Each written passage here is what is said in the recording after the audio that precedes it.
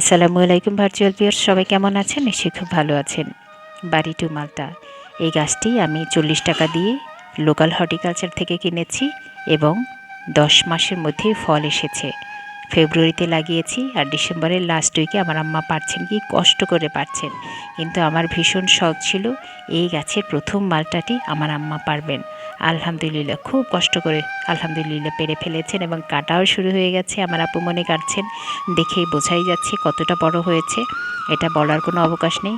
আর রসালো সে কী বলবো, সুবহানাল্লাহ সুবহানাল্লাহ, কেমন টুসটুসে করে রস ছিটকে পড়ছে।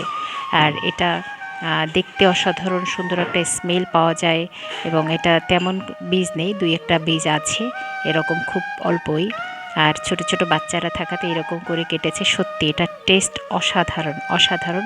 সো আপনার ছাদ বাগানে কিংবা অন্য বাগানে এইরকম একটা গাছ অবশ্যই রাখবেন।